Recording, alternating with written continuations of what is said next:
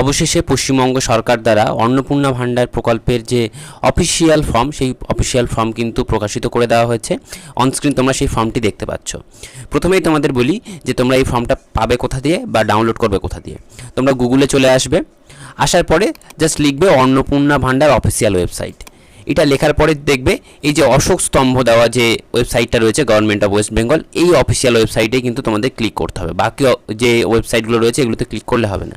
এখানে ক্লিক করবে, করার পরে দেখবে এইরকম একটি ইন্টারফেস শো হয়ে যাবে। এখানে দেখবে এই যে ফর্ম ডাউনলোড, এটা ইংরেজি ভাষায় লেখা রয়েছে, মানে ইংরেজিতে ফর্ম, এটা বাংলার ফর্ম, এটা হচ্ছে হিন্দিতে ফর্ম। এর প্রত্যেকটাতে যদি তুমি ক্লিক করো তাহলে ফর্মগুলো তোমরা ডাউনলোড করতে পারবে। এবারে বলি তোমরা এই ফর্মগুলো সঠিকভাবে ফিল আপ করবে কীভাবে।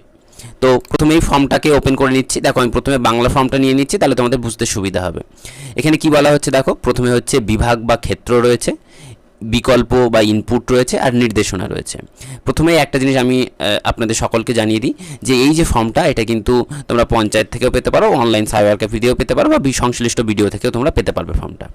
এবং এই ফর্মটা অনেকটাই বড় ফর্ম, মানে অ্যাপ্রক্স 12 পেজের কাছে ফর্মটা রয়েছে। তো এই ফর্মটা চেষ্টা করবে একদম ধীরে ধীরে ফিল আপ করার, যাতে কোনো রকম ভুল না হয়।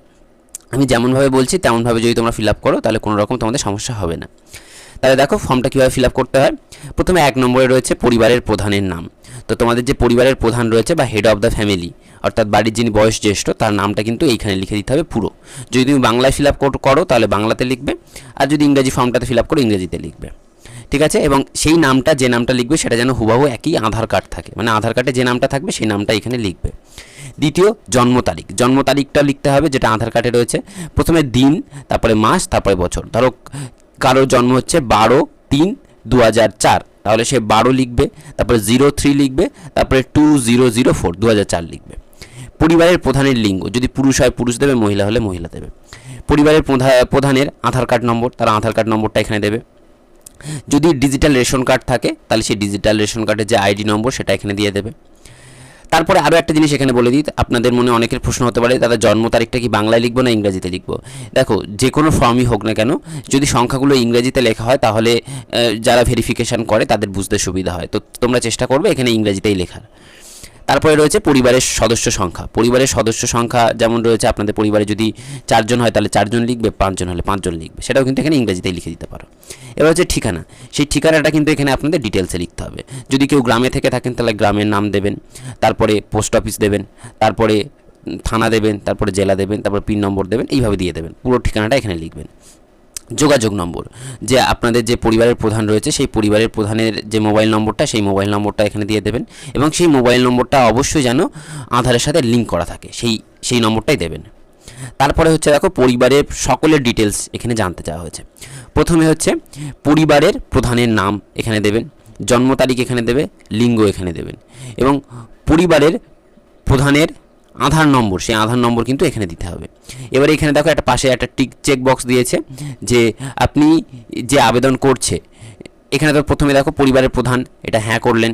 তারপরে ইনি কি অন্নপূর্ণা ভাণ্ডারের জন্য আবেদন করছেন, যদি হ্যাঁ হয় তাহলে হ্যাঁ বক্সে টিক দেবেন, না হলে না বক্সে টিক দেবেন, ঠিক আছে। এবারে পরিবারের দ্বিতীয় সদস্য, তার প্রধান বাদে যে সদস্যটা, দ্বিতীয় সদস্য ঠিক একইভাবে নাম, জন্ম তারিখ, লিঙ্গ এবং আধার কার্ড নম্বর দিয়ে দেবেন। এবং ইনি যদি অন্নপূর্ণা ভাণ্ডারের জন্য আবেদন করেন তাহলে হ্যাঁ, আর না হলে কিছু করে টিক দেওয়ার দরকার নেই। এরকমভাবে কিন্তু প্রত্যেকটা সদস্য তাদের সবার কিন্তু এটা দিয়ে দিতে হবে। আর এখানে একটা জিনিস বলে দিয়েছে, যদি বয়স 5 বছরের কম হয় তাহলে আধার নম্বর জায়গায় না লিখে দিন। ধরুন বাচ্চা রয়েছে, তার বয়স 5 বছরের কম, তাহলে আধার নম্বরের জায়গায় না কথাটা লিখে দেবেন, এনে না কথাটা লিখে দেবেন।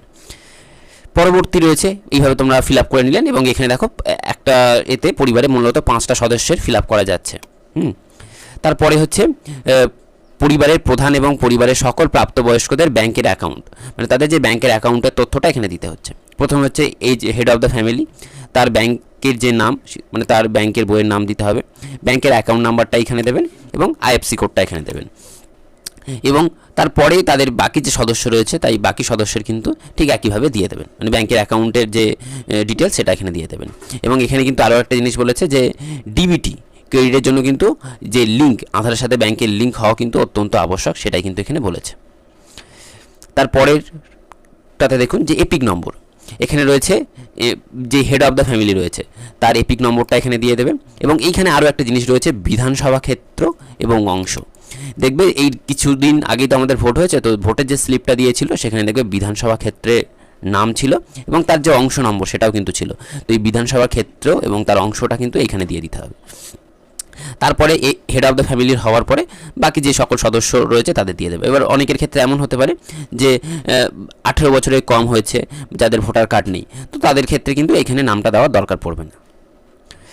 তারপরে হচ্ছে বিভাগ 12, এইখানে বলছে আপনাদের যদি কাস্ট সার্টিফিকেট থেকে থাকে বা কোন ধরনের সার্টিফিকেট রয়েছে সেটা কিন্তু এখানে দিতে হবে। যদি ইউআর হয়, জেনারেল হয়, তাহলে অসংরক্ষিত, এসসি এসটি হলে সেগুলো কিন্তু এখানে চেক বক্সে টিক দিতে হবে। আর একটা জিনিস, কেউ যদি ইডাব্লিউএস হয়ে থাকো, তো ইডাব্লিউএসদের ক্ষেত্রে ক্রিমিলেয়ার এবং নন ক্রিমিলেয়ার এই দুটোর সার্টিফিকেট কিন্তু থাকতে হবে। যদি আপনার ক্রিমিলেয়ার হয় তাহলে ক্রিমিলেয়ারের সার্টিফিকেট, নন ক্রিমিলেয়ার হলে নন ক্রিমিলেয়ারের সার্টিফিকেট থাকতে হবে। তারপরে বলছে আপনার ডিজিটাল রেশন কার্ড আছে কিনা, যদি থাকে হ্যাঁ করবেন, না থাকলে না করবেন। তারপরে বলছে যদি থাকে, মানে যদি হ্যাঁ হয় তাহলে সেটা কোন ধরনের রেশন কার্ড, সেই রেশন কার্ডের টাইপটাও কিন্তু এখান থেকে আপনাকে টিক দিয়ে দিতে হবে। এবং একটা রয়েছে ভর্তুকিহীন রেশন কার্ড, যেটা মূলত ডকুমেন্টের জন্য ইউজ করা থাকে, সেখান থেকে কোনো রকম মালপত্র পাওয়া যায় না, তো সেক্ষেত্রে এই ভর্তুকিহীন রেশন কার্ডটা আপনার টিক করবেন। তারপরে বলছে যে পরিবারটি রেশন দোকান থেকে প্রত্যেক মাসে রেশন তুলছে কিনা, যদি আপনি প্রত্যেক মাসে রেশন তোলেন তাহলে সেটা হ্যাঁ করবেন, না হলে না করবেন। বিভাগ গ, সম্পদের পরিমাণ, আপনার বাড়ির ধরনটা কেমন সেটা কিন্তু জানতে চাইছে। এবারে অনেকের মধ্যে সংশয় হতে পারে আমার বাড়ি পাকা বাড়ি কিনা, সেটা সম্পর্কে কিন্তু ডিটেলসে বলে দিয়েছে। আপনার বাড়িতে যদি বসবাসযোগ্য 3টি পাকা ঘর থাকে তাহলে কিন্তু আপনাকে হ্যাঁ করতে হবে, আর যদি 2টো বা 3টের কম থাকে তাহলে কিন্তু না করবেন। তারপরে বলছে জমির যে মালিকানা সেটি কি এইচ অফ দ্য মানে হেড অফ দ্য ফ্যামিলির নামে আছে, তাহলে হ্যাঁ করবেন। এবং যদি থাকে তাহলে কিন্তু এই ডকুমেন্টগুলো থাকতে হবে, অর্থাৎ রেজিস্ট্রেশনের নথি থাকতে হবে, মিউটেশন থাকতে হবে, মিউটেশনের কপি, এবং জমির যে রেকর্ড সেই রেকর্ডের কপি কিন্তু থাকতে হবে। যদি না থাকে তাহলে কিন্তু আপনি না করবেন। পরবর্তী, আপনাদের যে সদস্যদের যে মোট জমির পরিমাণ, সেই মোট জমির পরিমাণটা শতকের হিসাবে কিন্তু আপনাকে এখানে লিখতে হবে, যেটা দেখবেন আপনার দলিলে কিংবা আপনার যে মিউটেশন কপি বা রেকর্ডে সেটা কিন্তু পেয়ে যাবেন, সেটা দেখে দেখে লিখবেন এখানে। তারপরে বলছে যানবাহন, আপনাদের বাড়িতে 4 চাকার গাড়ি থাকতে হবে। এইটা নিয়ে কিন্তু অনেকে ভুলভাবে ভিডিও করছে যে বাইক থাকলে হবে না, এমনটা নয় কিন্তু। এখানে দেখো 4 চাকা গাড়ির কথাই বলা হয়েছে, তো বাইক থাকলে বাইকের জন্য এখানে হ্যাঁ করা দরকার নেই। 4 চাকা গাড়ি যেমন গাড়ি, জিপ, ট্রাক্টর এইগুলো যদি থাকে সেক্ষেত্রে আপনার মডেল নম্বরটা এখানে লিখে দেবেন, এবং যদি থাকে তাহলে গাড়ি এখানে লিখলেন, গাড়ির সংখ্যা লিখলেন, এবং যে রেজিস্ট্রেশন নম্বর সেই রেজিস্ট্রেশন নম্বরটা এখানে দেবেন, আর অন্যথা হলে না করে দেবেন এখানে। পরবর্তীতে বলছে পরিবার ভিত্তিক সদস্যদের স্বাস্থ্য বিমা, আপনাদের পরিবারে যদি কারো স্বাস্থ্য বিমা থেকে থাকে তাহলে সেইটা ডিটেলস দিতে হবে। দেখুন, যারা আগে স্বাস্থ্যসাথী কার্ড ছিল সেটা কিন্তু এক ধরনের স্বাস্থ্য বিমা, তো সেটা যদি সরকারি ক্ষেত্রে, আর এটা সরকারি ছাড়াও আরও কিছু স্বাস্থ্য বিমা পাওয়া যায়, যেমন পলিসি বাজারে স্বাস্থ্য বিমা, স্টার হেলথ পাওয়া যায়, আরও বিভিন্ন ধরনের স্বাস্থ্য বিমা থাকে। সেক্ষেত্রে আপনার যদি স্বাস্থ্য বিমা থেকে থাকে এবং সেখানে আপনি হ্যাঁ করবেন, এবং আপনার যে বিমার পরিমাণ এবং বিমার যে প্রিমিয়াম সেইটা কিন্তু এখানে উল্লেখ করতে হবে।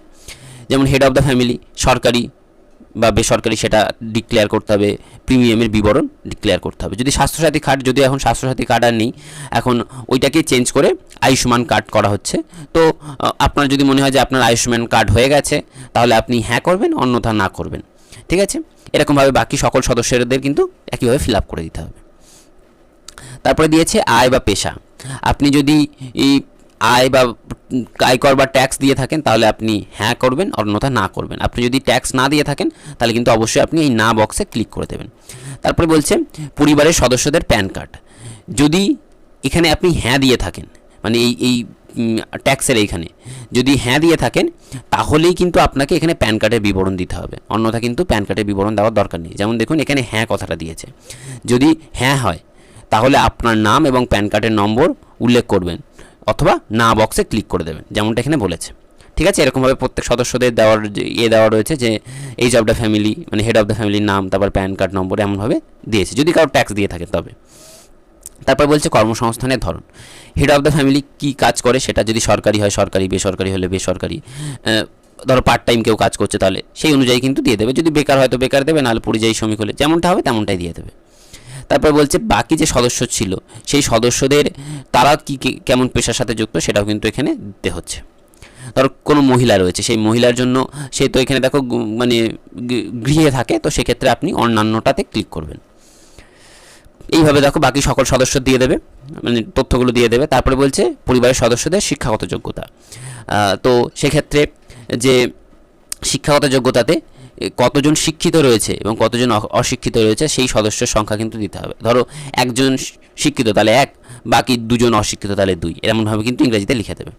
এবার বলছে পরিবারের প্রধান তিনি কি শিক্ষিত, যদি শিক্ষিত হয় শিক্ষিত জায়গায় টিক দেবে, অশিক্ষিত হলে অশিক্ষিত জায়গায় টিক দেবে, এবং যদি শিক্ষিত হয় তার সর্বোচ্চ শিক্ষাগত যোগ্যতাটা কিন্তু এখানে লিখে দিতে হবে। দেখতেই পাচ্ছেন মানে এরকমভাবে সকল সদস্যদের কিন্তু এটা দিতে হবে। আপনারা বুঝতেই পাচ্ছেন ফর্মটা অ্যাপ্রক্স 12 পেজের কাছে, আপনাদের দেখতে হয়তো একটু অস্বস্তি বোধ হতে পারে, তো কিন্তু কিছু করার নেই। এই ফর্মটা যেহেতু সুস্থ মতে বা সঠিকভাবে ফিল আপ করতে গেলে কিন্তু আপনাদের অবশ্যই ফর্ম ফিল আপের ধরনটা দেখতে হবে।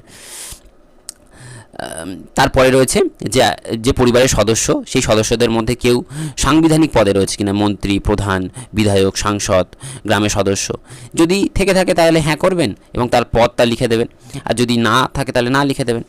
তারপরে বলছে যে পরিবারের সদস্যরা সরকারি পেনশন পাচ্ছে কিনা, মানে কোনো সদস্য যদি পেনশন পায় তাহলে হ্যাঁ, না হলে না। আর যদি পেনশন পায় তাহলে পেনশনভোগী তার সদস্যদের যে নম্বর সেই নম্বরটা এখানে লিখে দিতে হবে।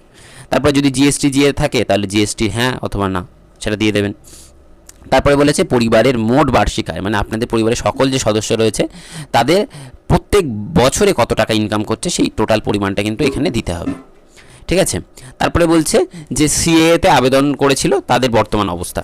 আপনার পরিবারে যদি কেউ সিএএতে আবেদন করে থাকে তাহলে তার যে কি অবস্থা রয়েছে সেই অবস্থা, যদি প্রযোজ্য না হয় না দেবেন, বা আবেদন করেছিল তাহলে আবেদন নম্বর, যদি সার্টিফিকেট দিয়ে থাকে তাহলে সার্টিফিকেট নম্বরটা, এরকমভাবে যে সদস্য সমস্যাটা আছে বা সিএএ জন্য আবেদন করেছিল সেই সদস্যর এটা কিন্তু আপনি টিক দিয়ে দেবেন। পরেরটাতে বলছে যে অন্যান্য যে সুবিধাগুলো যেমন কিষাণ ক্রেডিট কার্ড, তারপরে হচ্ছে মৎস্যজীবী ক্রেডিট কার্ড, সেটা যদি আপনাদের থেকে থাকে তাহলে কার্ডের নম্বরটা দেবেন, আইডি সংখ্যা দেবেন, আর তার সাথে সাথে কবে ইস্যু হয়েছে সেইটাও কিন্তু দিয়ে দেবেন। এরকমভাবে দেখুন প্রত্যেক পরিবারের দেওয়া রয়েছে। আপনাদের পরিবারে ধরো head of the family Kisan credit card রয়েছে তাহলে তার কিষাণ ক্রেডিট কার্ডের তথ্য দিলেন। সদস্য 1 নম্বরে ধরো সে কোনো কিছু পায় না তাহলে দেওয়ার দরকার নেই। দ্বিতীয় সদস্যের নাম যেটা দিয়েছিলেন সেই দ্বিতীয় সদস্য ধরো দেখা গিয়েছে যে মৎস্যজীবী ক্রেডিট কার্ড রয়েছে তাহলে দ্বিতীয় সদস্যের ওখানে মৎস্যজীবী দিয়ে দেবেন। ঠিক আছে, এমনভাবে দিয়ে দেবেন। তারপরে বলছে এসআইআর যারা 2026-এর নাম বাদ পড়েছে এবং ট্রাইব্যুনালের জন্য সে গেছে কিনা, তাহলে যদি ট্রাইব্যুনালের জন্য প্রযোজ্য হয় তাহলে প্রযোজ্য টিক দেবেন, না হলে না দেবেন, এবং যদি বলেন যে হ্যাঁ মামলাটি বিচারাধীন রয়েছে তাহলে সেক্ষেত্রে এই বক্সে ক্লিক করবেন। এরকমভাবে দেখুন প্রত্যেকটা সদস্যর দেওয়া রয়েছে, যে সদস্য সমস্যা রয়েছে মানে যে এসআইআর বাদ গেছে তার বিবরণটা কিন্তু এইখানে দিয়ে দেবেন। পরবর্তী রয়েছে সামাজিক মর্যাদা এবং নির্ভরশীল ব্যক্তিগণ। এখানে বলার আগে আপনাদেরকে একটা ছোট্ট তথ্য দিয়ে রাখি, সেটা হচ্ছে এই যে ফর্ম ফিল আপ, এই ফর্ম ফিল আপটা কিন্তু অফলাইন অনলাইন দুটোভাবেই হচ্ছে, এবং এটি কিন্তু আপনাদের ওই জুন মাসের 1 তারিখ থেকে একদম 90 দিন পর্যন্ত এই ফর্ম ফিল আপটি চলবে। কিন্তু এখানে গুরুত্বপূর্ণ তথ্যটা হচ্ছে এইটা, যারা 2 তারিখের মধ্যে ফর্ম ফিল আপটি করতে পারবেন কেবলমাত্র তারাই কিন্তু 3000 টাকা পাবেন, অন্যথা কিন্তু বাকিরা 1500 টাকা করে পাবেন। যখন পুরোপুরি ফর্ম ফিল আপ শেষ হয়ে যাবে তারপর থেকে কিন্তু আপনারা 3000 টাকা করে পাবেন, এবং সকলকেই কিন্তু এই ফর্মটা ফিল আপ করতে হবে। যারা আগে লক্ষ্মীর ভাণ্ডার পেতেন তাদেরকেও ফিল আপ করতে হবে, যারা এখন নতুন রয়েছে তাদেরকেও কিন্তু এটা ফিল আপ করতে হবে। তারপর আরেকটা জিনিস, যারা সিএ এর জন্য আবেদন করেছিলেন তাদেরও কিন্তু এটা ফিল আপ করতে পারবেন। আরেকটা জিনিস এখানে বলে রাখি যে এই যে ফর্ম, এই ফর্মটা কিন্তু অফলাইন অনলাইন দুইভাবেই হচ্ছে, যেটা আমি শুরুতে আপনাদের বলেছিলাম। এবার এইখানটাতে বলে রাখি, দেখুন যে বিদ্যালয়ে অধ্যয়নরত পরিবারের সকল শিশুদের বিবরণ। এখানে কি বলা হচ্ছে, এখানে আপনাদের পরিবারের যে শিশুর নাম সেই শিশুর নামটা দিয়ে দেবেন, কোন ক্লাসে পড়ছে সেটা দেবেন, বিদ্যালয়ের নাম দেবেন, এবং সে সরকারি বেসরকারি মাদ্রাসা কোথায় পড়ছে সেটা এখানে টিক দিয়ে দেবেন। এরকমভাবে সকল যে শিশু রয়েছে তাদের কিন্তু তথ্যটা এখানে দিয়ে দেবেন। একটা জিনিস এটা দিয়ে বোঝা যাচ্ছে যে পশ্চিমবঙ্গ সরকার অন্নপূর্ণা প্রকল্পের নাম করে কিন্তু আপনার পরিবারের খুঁটিনাটি সকল তথ্য কিন্তু তারা নিজের কাছে নিয়ে নিচ্ছে। তারপরে দ্বিতীয় রয়েছে যে শিশু সদস্যদের টিকা হয়েছে কিনা, যদি সম্পূর্ণ হয়ে যায় বা টিকাকরণ শুরু হয়ে যায় তাহলে হ্যাঁ করবেন, না হলে না করবেন। তারপরে বলছে যে ডিবিটি, আপনাদের পরিবারে কেউ ডিবিটির মাধ্যমে প্রকল্পে টাকা পাচ্ছেন কিনা, যদি পেয়ে থাকেন তাহলে হ্যাঁ করবেন, অন্যথা না করবেন। যদিও পশ্চিমবঙ্গে নতুন সরকার আসার পরে এখনও পর্যন্ত কোনো নতুন প্রকল্পে টাকা দেওয়া হয়নি, তাই সেক্ষেত্রে না হওয়াটাই উচিত।